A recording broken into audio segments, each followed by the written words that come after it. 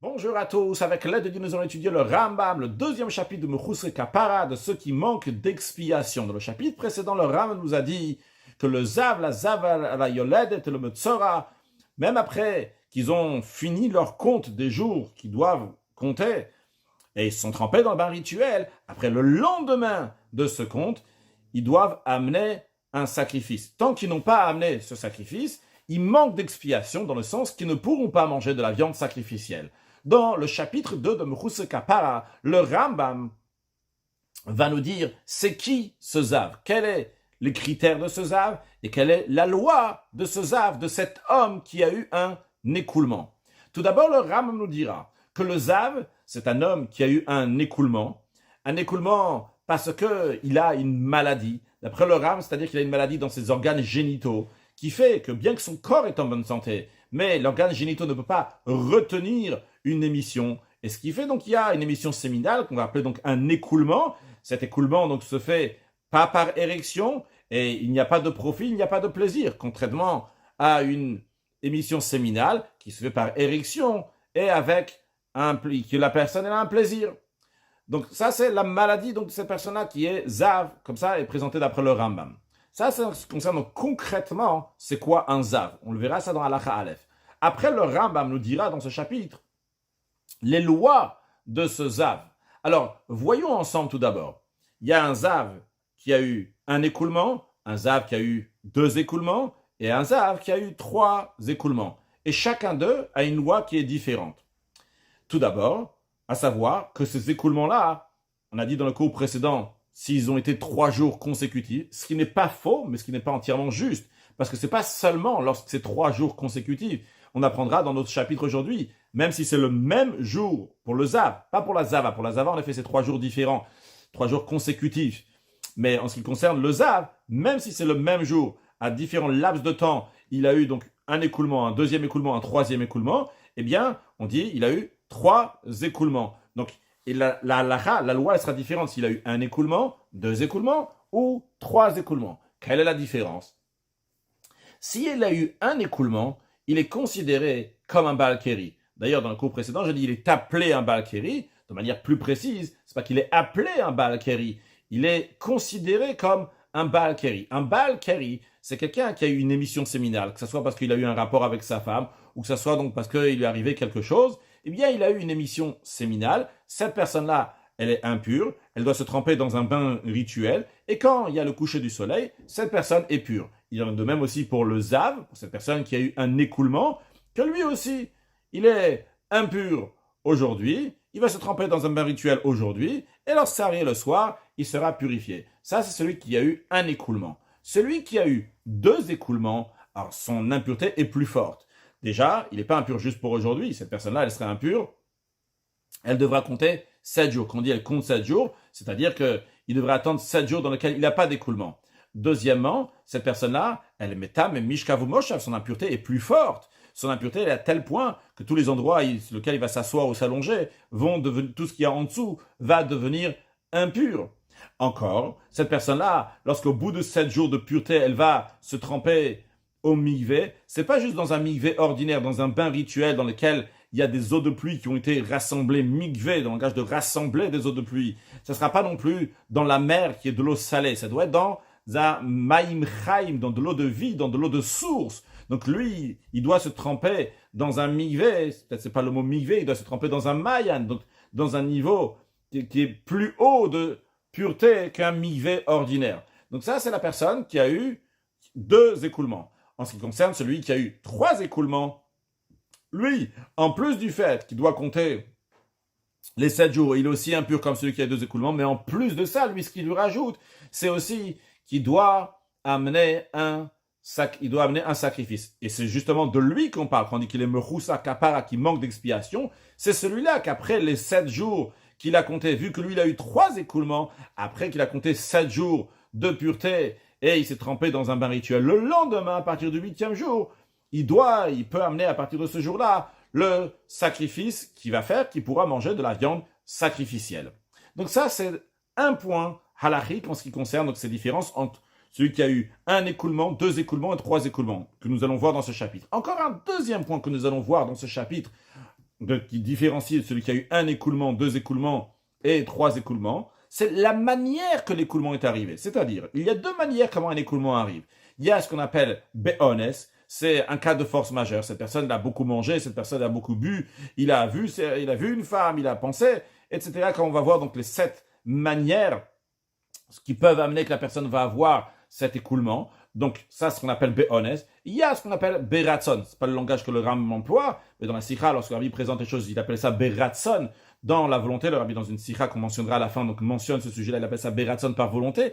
Quand on dit c'est par volonté, c'est-à-dire le contraire de be'ones. C'était pas be'ones, c'était pas un cas de force majeure. Ce qu'on appelle, on va dire ça, que c'est arrivé naturellement.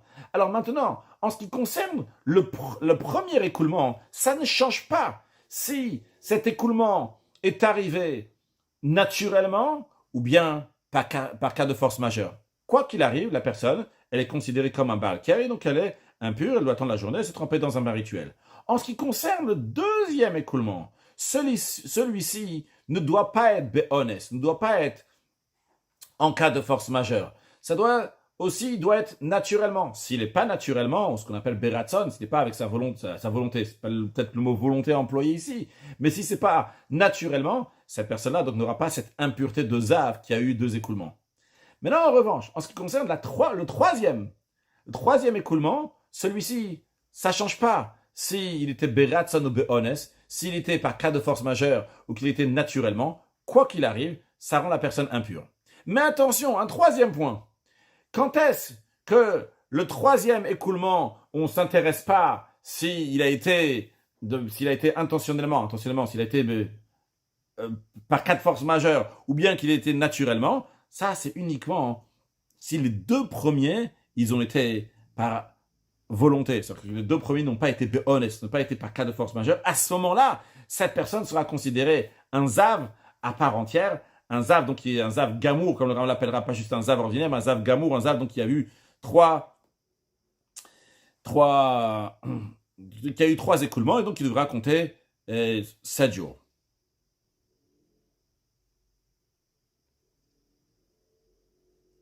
Maintenant, voyons donc sur le texte, Perek Sheni, Halacha Aleph. Azov Amur Batorah. Donc, c'est cet écoulement que la Torah, elle parle. Ishirvat Zera.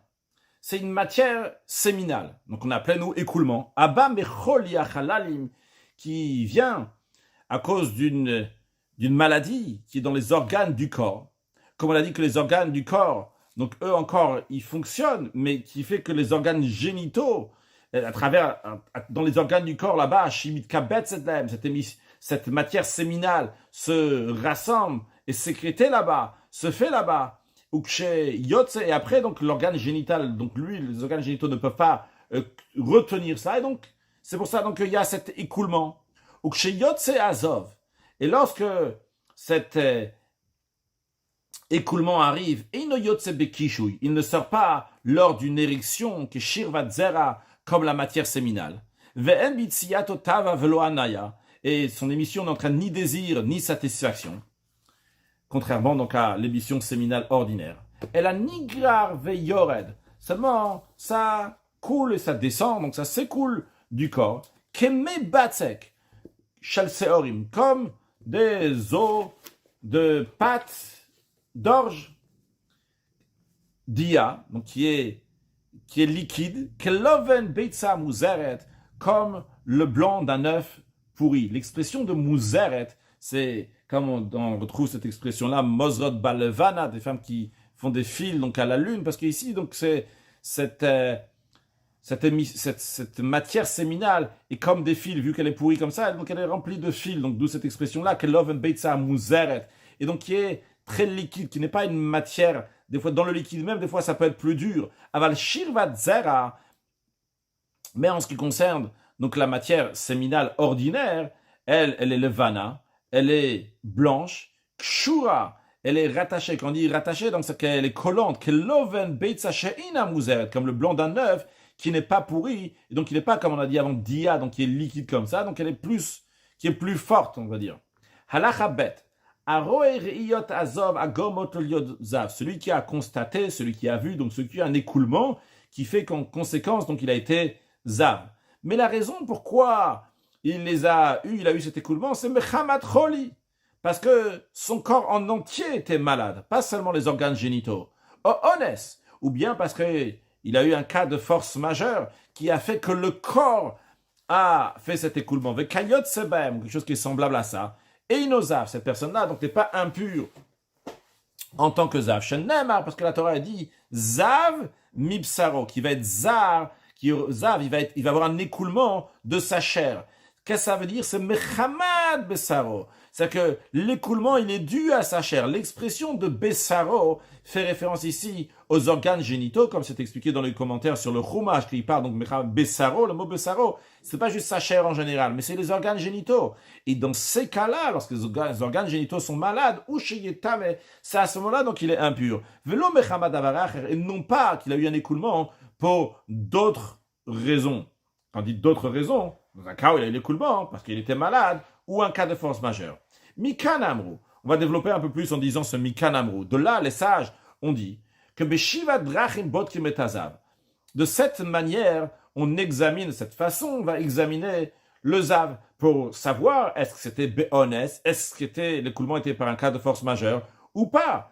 Qu'est-ce qu'on va faire? Machal, on va examiner comment il a mangé. On va voir dans la suite, on va développer ces 7 points-là. Juste donc dire de manière générale maintenant, machal, la nourriture, ou mishte, donc dans ce qu'il a bu, ou massa, dans ce qu'il a porté, il portait une charge, ou bikfitza, il a sauté, becholi, une maladie, ou mare, un regard, ou beiru, à dépenser. Que s'il a une de ces 7 choses-là qu'on va développer dans quelques instants, dans ces cas-là, il ne sera pas impur en tant que Zav, car il est possible que la raison pourquoi il a eu un écoulement, ce n'est pas parce qu'il a eu juste un écoulement comme ça, c'est parce qu'il était honest, il a eu ce cas de force majeure. Kitzad. Qu'est-ce que ça veut dire? C'est cette façon-là à travers laquelle on examine la raison pourquoi il a eu un écoulement. Achalachila gasa. Si il a mangé excessivement, au shata arbe, ou bien qu'il a bu abondamment, au she'achal, au shata ochlin, au mashkel mavim, les déchirvatzer, ou bien qu'il a mangé, il a bu de la nourriture, ou bien des boissons qui amènent, donc il va avoir une émission séminale, donc même qu'il a mangé donc une petite quantité de ça. D'ailleurs, le Ram dit par exemple donc des œufs, du lait chaud, des choses comme ça, donc qui amènent donc à l'émission séminale. Ou bien qu'il a porté une lourde charge. Ou bien qu'il a fait un bond d'un endroit à l'autre. Et ce qui inclut de faire un bond, imouka al-gabo, s'il a été frappé sur son dos. Ou bien qu'il était malade, quelle que soit la maladie. Ou bien qu'il a vu une femme, il a désiré avoir un rapport avec elle. Ou bien qu'il a pensé à avoir un rapport sans penser à une femme précise. Même qu'il n'a pas pensé à une femme donc précise qu'il connaît et qu'il a vue. Le principe, il est que si il y a une de ces 7 choses-là qui sont passées au préalable avant qu'il a eu l'écoulement, et ensuite à cela, après, il a eu un écoulement, Tolimbo, on dit que sûrement, ça a été donc à cause de cela qu'il a eu cet écoulement, et il n'est pas impur, parce que c'est pas considéré ici qu'il a été Zav Mechamad Bessaro, comme la Torah dit Zav Mibsaro, qu'il a eu un écoulement de sa chair, de ses organes génitaux en eux-mêmes. Non, il y a une raison ici. Il y a eu un honest, il y a eu un cas de force majeure, ce qu'on appelle le cas de force majeure, justement. Donc, c'est cas là quelque chose qui a fait qu'en conséquence, il a eu un écoulement. Alacha Gimel, Haroe Keri. Quelqu'un qui a eu une émission séminale. Donc, on dit ici une émission séminale, c'est normal. On ne parle pas d'un écoulement. Einomitame bezov me'etleet. Eh bien, dans les 24 heures qui vont suivre, après qu'il a eu cette émission séminale, eh bien, s'il va avoir un écoulement, eh bien, ça ne va pas le rendre impur en tant que Zav. Pourquoi? Chez Riyazoshalzov. Car cet écoulement de Zov qu'il a eu dans les 24 heures qui ont suivi, c'est Mechamat Shirvat Zeraï. Cet écoulement-là, on le considère qu'il est arrivé, il résulte de l'émission séminale. Donc, c'est comme quelqu'un qui a eu un écoulement à cause d'une maladie ou un cas de force majeure, eh bien, c'est la même chose aussi pour celui qui a eu un keri. La même chose, ou presque la même chose. Le Ram n'a pas compté parmi les 7, mais en tous les cas. Donc, lui aussi, il rentre dans ceux qui ne vont pas être tamés, ils ne vont pas être impurs d'un écoulement suit dans les 24 heures qui suivent l'émission séminale. Vechen le marais. De même, nous avons dit avant dans la lachabet que celui qui a eu un regard d'une femme, ou le hiru, ou bien il a pensé d'une femme, jusqu'à quand on dit qu'on va attribuer cet écoulement parce qu'il a vu, parce qu'il a pensé? Eh bien, tolimba metlet, on attribue ça dans les 24 heures qui vont suivre. Avant le machal, ou le mishto, le kfitzo, le masa, en ce qui concerne donc les autres choses. Donc s'il a mangé excessivement, s'il a bu abondamment, s'il a fait un bond d'un endroit à l'autre, s'il a porté une lourde charge, ça on n'attend pas. C'est pas question de 24 heures, seulement quoi? Tolim ba'en, kozman shemifer va attribuer cet écoulement à ces événements-là, tant qu'il souffre encore d'avoir mangé excessivement, d'avoir bu abondamment, d'avoir sauté ou d'avoir porté une charge qui est lourde, tant qu'il est encore souffrant de ça, on attribue cet écoulement à cet événement donc, qu'il a eu. Et une fois qu'il souffre plus, à ce moment-là, donc on dit, ça y est, on arrête d'attribuer à ça, et à ce moment-là, donc il sera zav. Halacha dalet, mishemal, celui qui s'est circoncis, ve'achakara azov, et après, ensuite, il a eu un écoulement de ziva, ben goy, ben Israël, que ça soit un non-juif qui s'est circoncis, ou bien que ça soit un juif qui s'est circoncis. Tolimbo, mila, on attribue cet écoulement à la circoncision. Jusqu'à quand? Tant qu'il en souffre. Goy Shira Keri. Maintenant, un non-juif qui a eu une émission séminale, donc normale. Après, il s'est converti. Alors, est-ce que lui aussi, il a les 24 heures? Alors, non, il n'a pas les 24 heures. Lui, Metame Beziva Miyad, lui, il rend impur, donc Beziva, par cet écoulement qu'il a eu, à l'instant qu'il s'est converti, même si c'est dans les 24 heures depuis qu'il a eu l'émission séminale. Lui, on n'introduit pas à 24 heures sur 24. Une des raisons qui sont données, parce qu'un converti, lorsqu'il se convertit, c'est comme quelqu'un qui vient de naître, et donc ce qui s'est passé avant ne concerne pas. En ce qui concerne Katan, un mineur, donc qui n'a pas encore 13 ans, lui, on ne va pas attribuer son écoulement pour le fait qu'il a vu une femme, ou bien qu'il a pensé à une femme, car un mineur n'a pas de vue de femme, de regard de femme et de pensée de femme qui amène à un écoulement. Donc le fichar, c'est la raison pour laquelle que lui, bodkin auto, lorsqu'on va examiner, il n'y aura pas 7 façons comment l'examiner, mais seulement seulement 5 façons comment l'examiner. Ou que shem shetolin de katan becholio. De même qu'on attribue un mineur, s'il est malade, c'est parti donc des 5 manières qu'on dit que son écoulement est en cas de force majeure, et donc en conséquence de cela, il n'est pas un zav. Eh bien, kartolin lo becholim, de même on attribue à la maladie de sa mère, imayonek lumena, si il allaitait de sa mère.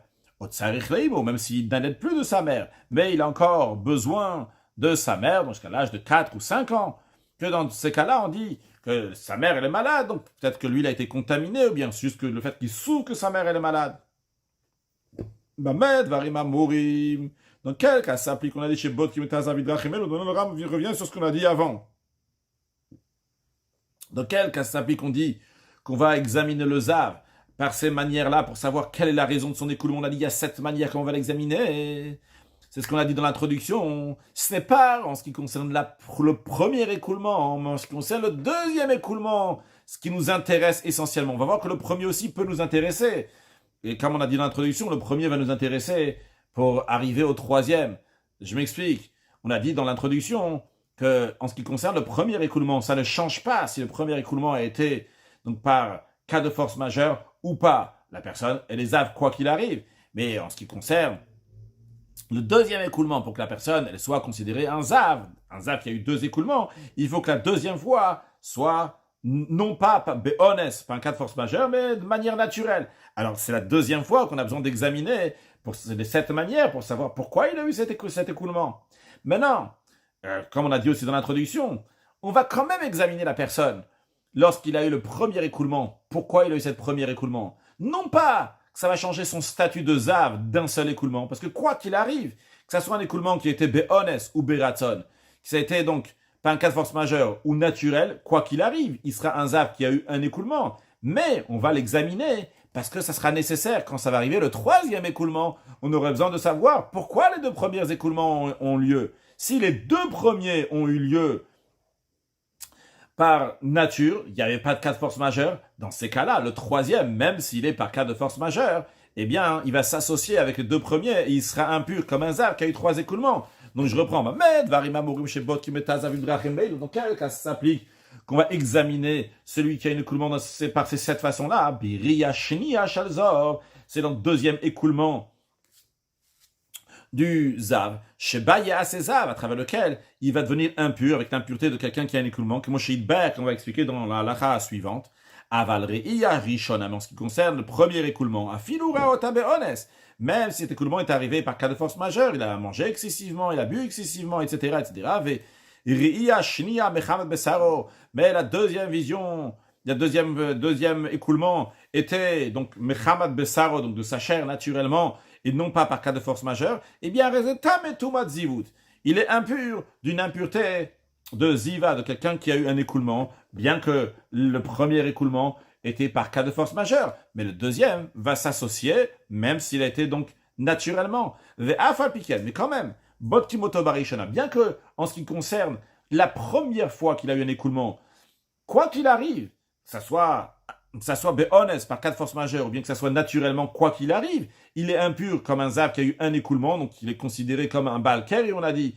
Donc quoi qu'il arrive, il va être impur. Quand même, on va l'examiner la première fois. Pourquoi? Non pas pour statuer quel est son critère, donc la première fois quand il a eu, parce que quoi qu'il arrive, on a dit c'est un zav, mais que des limnot ba shalosh riyot le chayv korban, pour pouvoir compter 3 écoulements et lui dire tu dois amener un sacrifice, c'est nécessaire que les deux premiers écoulements ont été beratson, donc naturellement, et non pas par cas de force majeure. Donc c'est pour ça qu'on va quand même examiner le premier écoulement, non pas pour savoir si cette personne sera un zav ou pas, parce que quoi qu'il arrive, il est zav même s'il a eu un écoulement, mais pour savoir quand il aura le troisième écoulement, est-ce que le premier aussi était beratson, donc naturellement, que dans ce cas-là seulement, si le premier et deuxième ont été naturellement, le troisième sera considéré donc un troisième écoulement, même s'il est béhonest, même s'il est par cas de force majeure, il va s'associer aux deux premiers et il devra amener donc un sacrifice au bout de 7 jours.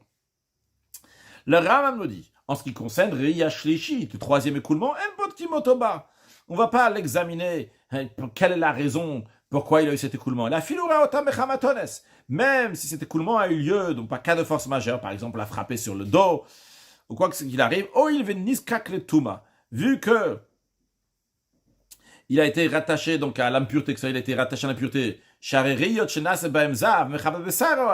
Les 2 premiers écoulements qu'il a eu, c'est parce que c'était naturellement. Le fiqh a korban.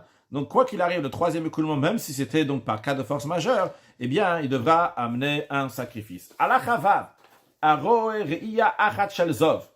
Celui qui a un seul écoulement, areokebal, car il est impur, comme au même titre de quelqu'un qui a eu une émission séminale, donc c'est-à-dire, comme nous l'avons dit, oralement dans l'introduction, qu'il va se tremper dans le bain rituel, et à la fin de la journée, il sera pur. Donc ça, s'il a eu un écoulement. Rav va nous dire s'il a eu 2 écoulements, 3 écoulements. Rash Taïv, s'il a eu 2 écoulements, Arezé Zav, c'est un Zav. Et Tsarir Sfirat Shiva, j'ai dit jusqu'à présent que même le premier, il est aussi un Zav. Le Ram ne dit pas que le premier c'est un Zav. Il dit que c'est un Baal Keri. Il est considéré comme un Baal Keri. Donc il est appelé un Zav.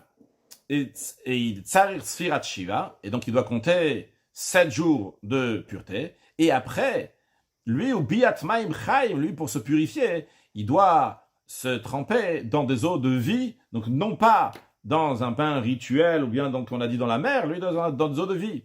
Mais celui qui a eu 2 écoulements n'est pas redevable à un sacrifice. Et donc lui, il n'est pas mechoussa kapara pour manger de la viande sacrificielle. Il n'a pas besoin d'amener un sacrifice.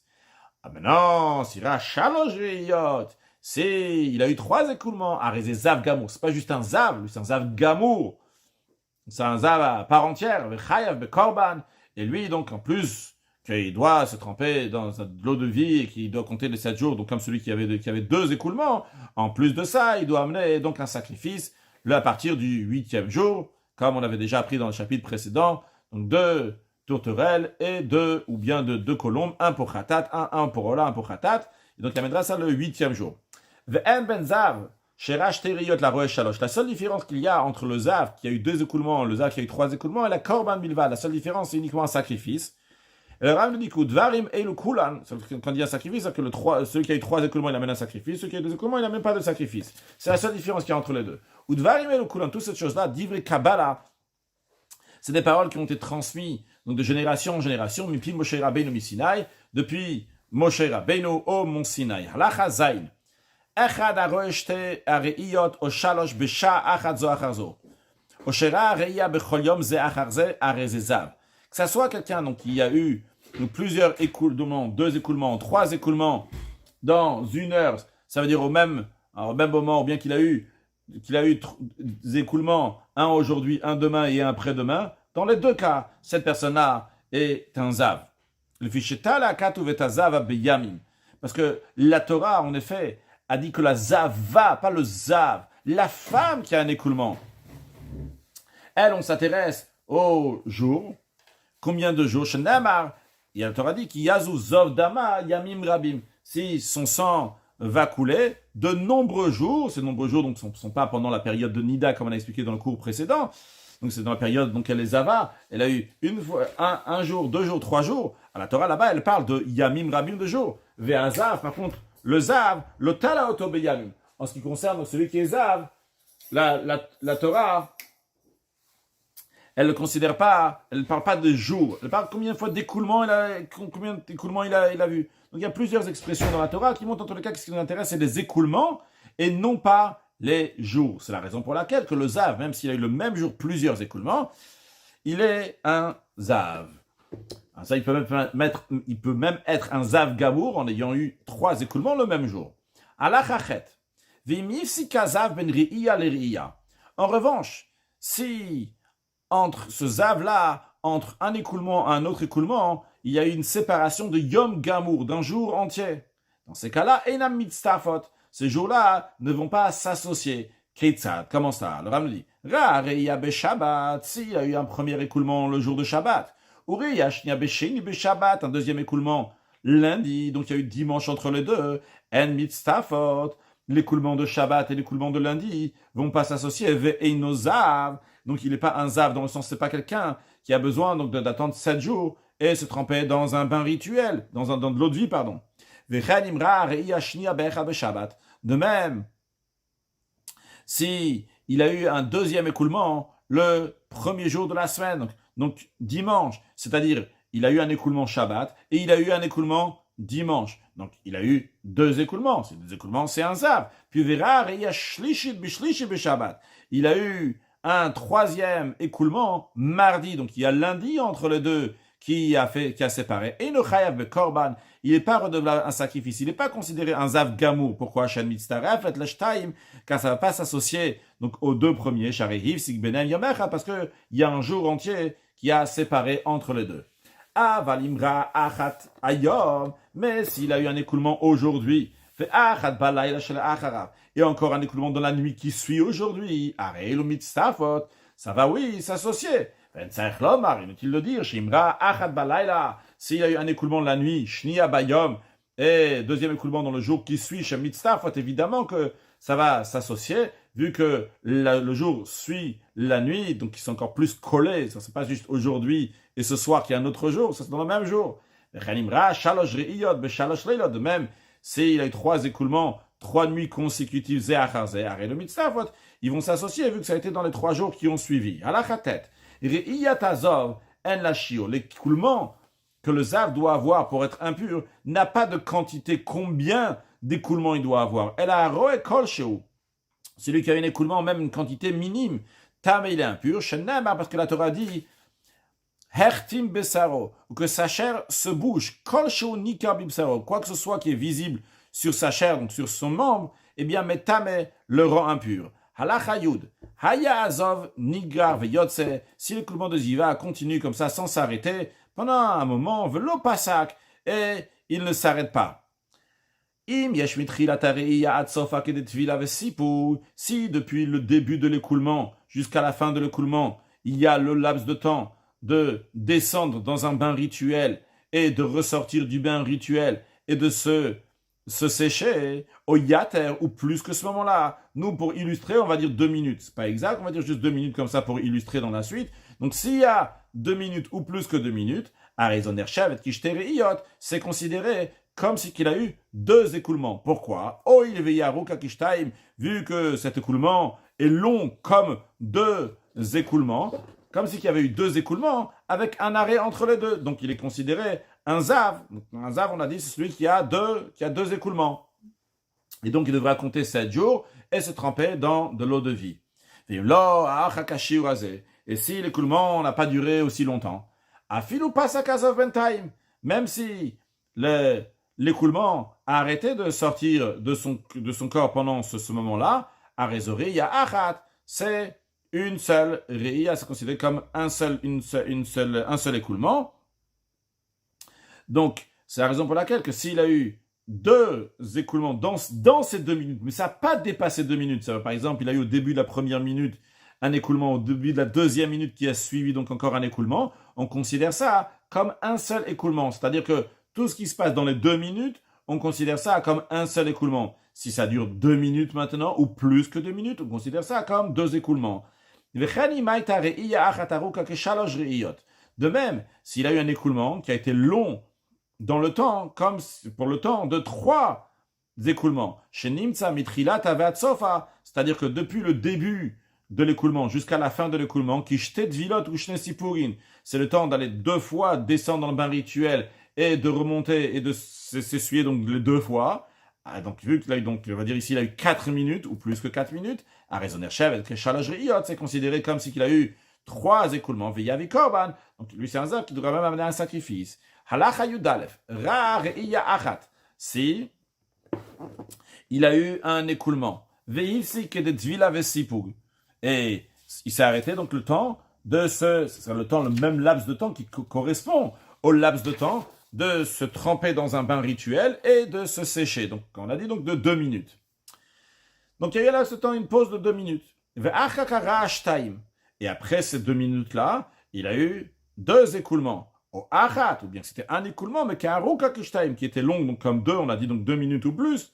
Au sherash time, ou bien que en premier, il a eu 2 écoulements, ou bien achat meruba kishtaim, ou bien qu'au début, en premier, il a eu un écoulement qui est long donc comme 2, donc on a dit le temps de 2 minutes dans ce qu'on a illustré. Et après, il s'est arrêté, l'écoulement s'est arrêté, le temps de se tremper dans un bain rituel et de ressortir et de se sécher, donc on a dit 2 minutes.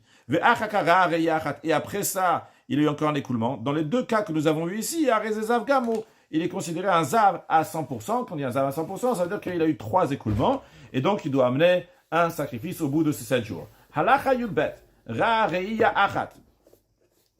Si il a eu un écoulement, miksata besofayom, et cet écoulement-là, il a commencé donc à la fin de la journée, ou miksata bitrilat halayla, et il a continué au début de la nuit. Donc imaginons qu'il a commencé les 30 dernières secondes de la journée, et il est passé dans les 30 premières secondes de la nuit.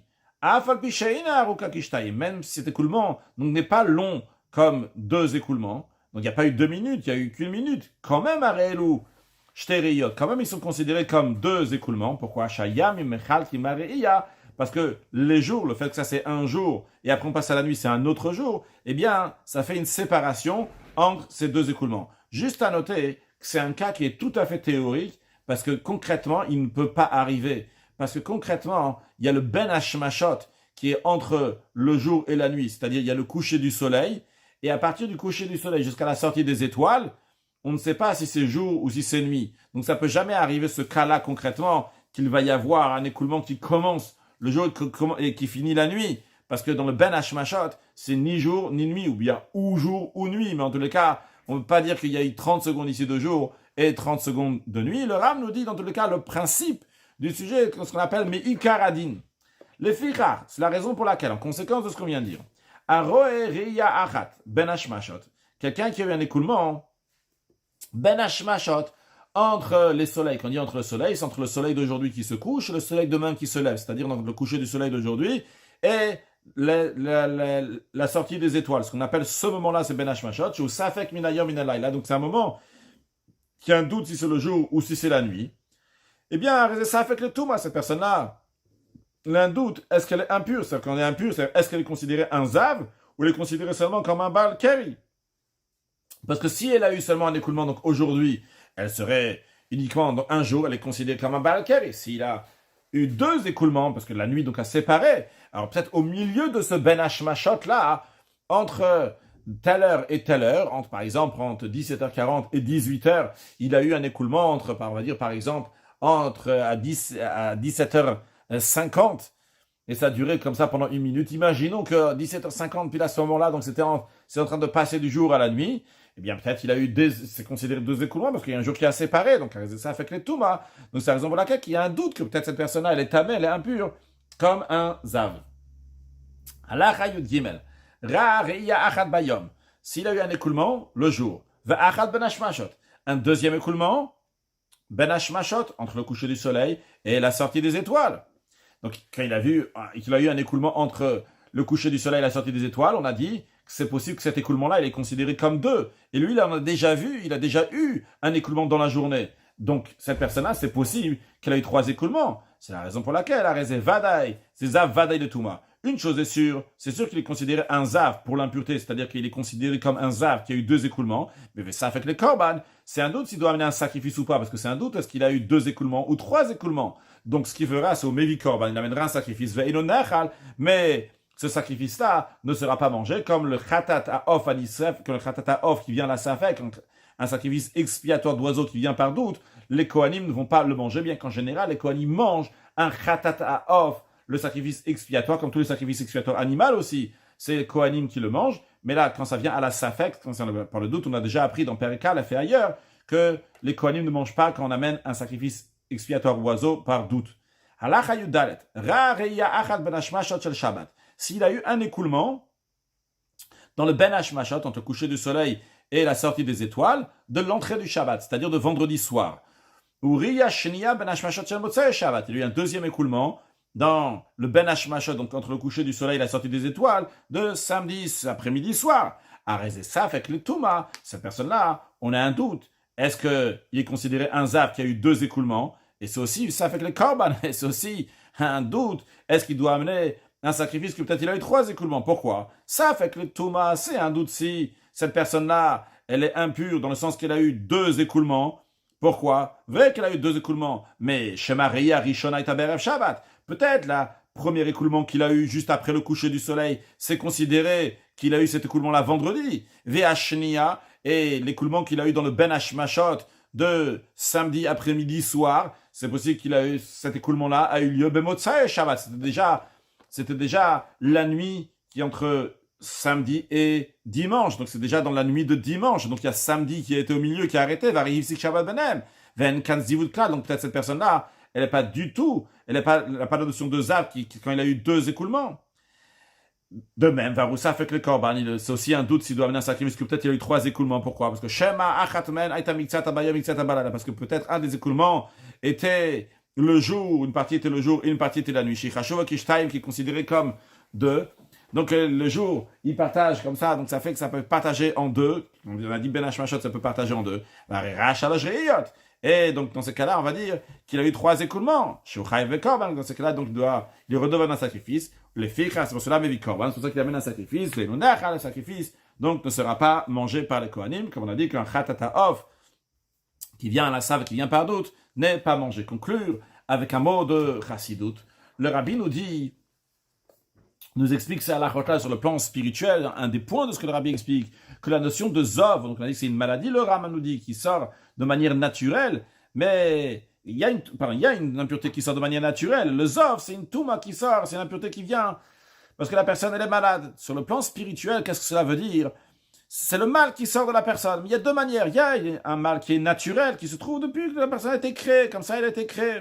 Et il y a un mal qui n'est pas naturel, c'est comme une maladie, c'est le Yetzerara qui s'est rajouté sur l'homme. Dans ce mal-là même qui s'est rajouté, il y a deux choses. Il y a ce qui a été rajouté par Etzadat, par l'arbre de la connaissance, que ça s'est rajouté du mal dans toutes les créatures. Il y a presque l'homme lui-même, donc il va entraîner son Yetzerara.